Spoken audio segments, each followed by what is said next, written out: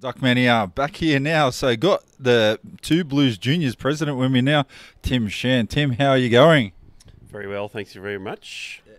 So you look like you had a couple of quiet beverages this afternoon. You're enjoying yourself all right. A bit of a laid-back afternoon out here at Tomo's Palace of Pain, or whatever we're calling it at the moment. Yeah, indeed. Yes, it's an absolute privilege to be amongst some stalwarts and some fine gentlemen out here.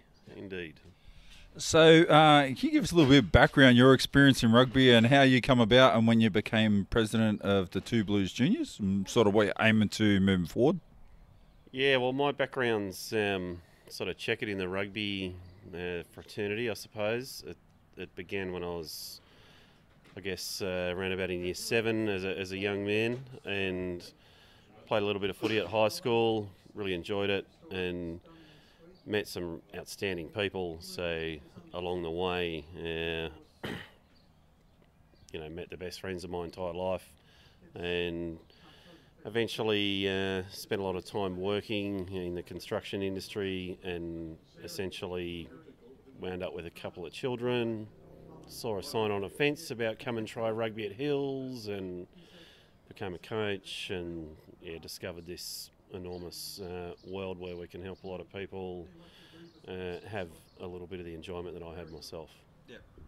Now, my cousin played at Hills back in the day, and I think Craig Brennan was his coach, and now he's president of the club, so of the seniors there. Do they have much to do with the juniors with the engagement there, and do you have much to do with the juniors of Hills at all? Like, so obviously you oversee for district, and they're one of the biggest, stronger clubs in the district. Yeah, well, that's kind of where I got my coaching background for juniors came from, was with Hills Junior Rugby, and the seniors. They definitely get in touch with us all the time. Kerry Brennan is still our treasurer as well, which is a really poignant factor between the link, seniors and juniors.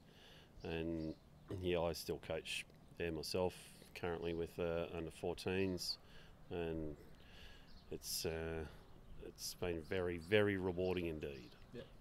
So you mentioned earlier that Maryland's come back into the fold in the juniors next year for 2023. That's a really good step forward and positive step for the whole district and also rugby as a whole, because it's not good to see clubs fall over or fold for whatever reason. No, indeed, it's very exciting. Speaking with Steve and Greg over from Maryland's, they're bringing back the minis, which is a hugely important part of junior rugby, and we're really excited about it. There should be, with a little bit of luck, 3 or 4 minis teams kicking off. There's been a lot of excitement around the new stadium over at Eric Tweeddale. There's a lot of kids that just want to get out there and play sport, and there's a void that's going to be filled, thankfully, through the great game of rugby union and the good people over at Maryland's. So I notice you got a lot of very talented young players that are coming through the whole system at the moment. So do you think you'll see any of the kids you got playing within your junior program at the Two Blues kicking on and going to higher representative honours? Is there anybody currently floating around New South Wales squads or Australian squads you'd like to mention? Yeah, there's a couple. I still coach these guys, so I don't want to go throwing any of these young lads under the bus or preempting anything too early, but I would not be at all surprised to see a few of our Two Blues or Hills Juniors or guys from within the district and those nearby to go all the way and represent our great nation eventually. But meanwhile, we're focusing just on the skills of the game itself and being the best you can possibly be. That's not measured by where you finish. It's the journey that you go through, and getting these talented guys to test their own mates is way more important than where they may finish up. But representative status, it's really important, but it's not the end game either. Yeah. So, as the district president, sort of, you got an overarching role to develop the game as such. Does the Mount Druitt area and that sort of stuff fall in your scope of your district, or is that how does it work now? Penrith are in the Canberra competition, so does some of that area fall into your area? Would you like to see a bit more development in that game and draw some more players into or around the Two Blues system from that area? Well, currently the Penrith Juniors are in a perfectly good stead to maintain themselves, and so are the Two Blues, and so are Gordon, and so are every other district. The Two Blues and Penrith have worked together in the past. I think there are probably a few key areas that we could help each other a bit better. But yeah, I mean, if you're a boy or a girl that grows up in Mount Druitt, then we would encourage those boys or girls to play in their own community, and if they need a little further sort of assistance down the track, then of course we would want to be helping them out. But it'd be no different to anywhere else that you play. It's everybody that's about rugby encourages each other to stand alone, to be able to stand on their own 2 feet. It's a bit like Maryland's Minis coming back. It's really important that village clubs and village areas stay as close as they can to their own pocket. So, essentially, like, I don't really care if you grow up in Mount Druitt or South Australia or the other side of the planet. It's the best game in the world, and we've got to be able to help each other through the entire process. And there's nothing more rewarding than playing with your neighbours, playing with your mates, playing with guys from school, playing from guys with school down the road, and the pathways eventually should all go the same way. But your village clubs, there's nothing more important than that, if you ask me. So if you have, how big's the scope of the area you're looking after? What sort of boundaries are we looking at for your local district? And could you see in the future more development of clubs coming back or new clubs forming within the district? Yeah, it's a challenging space to reintroduce a village club or a new club. It takes a lot of work, takes a lot of volunteers to get everything off the ground. And once you have a bit of an infrastructure, it's not so hard to maintain. But I'd love to see more clubs come back, and in all, like I said, anywhere in the planet, really. It doesn't matter if it's down the road at Penrith or across the road at Eastwood, or even along the North Shore where rugby is quite prominent still. There are still clubs that need a lot of help, and essentially it's just players. Like we need the players. It's the same reason why big sporting events require bums on seats to watch a match. It's just need people to be engaged, and boundaries, they're just maps, they're just lines. It makes no difference. So do you like the new facilities down at Eric Tweedale Stadium? So I played there back in the day when it was not that good. Let's just say it that way. And the field also was not that good. When it got muddy and boggy, it was not the best place in the universe ever to play games. It looks much more flash now.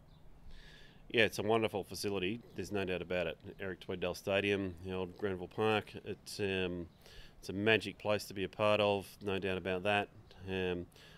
I will say the old track down there, I've been down there in some inclement weather before too, and the field still held up to a certain degree. The upgrades of the facilities, though, were absolutely well and truly due, and it's not the only rugby facility that could use a little bit of an upgrade either. So we're very lucky at Two Blues to be able to use that facility in any way we possibly can. And we're super grateful for Cumberland Council and a lot of people that made the actual planning structure happen in the first place, let alone the facility to be finished off.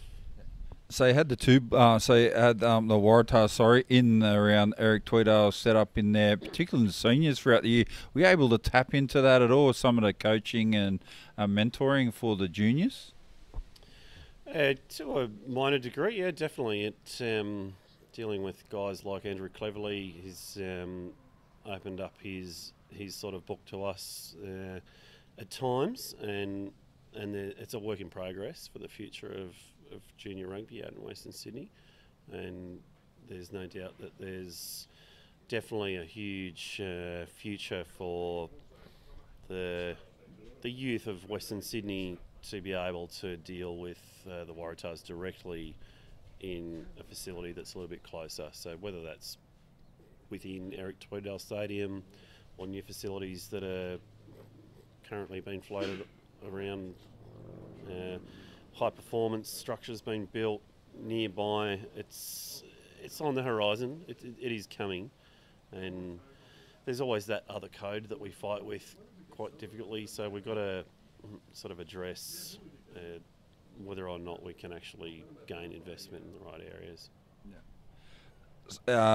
Would it be a good idea maybe to work with, because we're talking about rugby league, is it a good idea to work with rugby league to try to achieve common goals, because they're not really fighting for you for field possession and time at the same times? Do you think you could collaborate with it to some way and form, in the sense of obviously going to get players coming from league and they're going to get players from rugby, so there's a bit of that happening, share facilities, shared knowledge, and the probably professional approach. They take a little bit of a different approach to how rugby deal with things. Yeah, I guess that's probably a long question and a few different ones all in one, but can we work collaboratively with rugby league as a sport in Western Sydney? You're talking about one code working with another, or two working together. The two are never going to work together all that well. Yeah.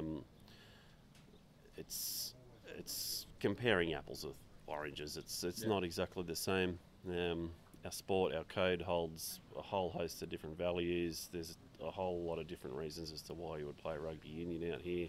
Yeah.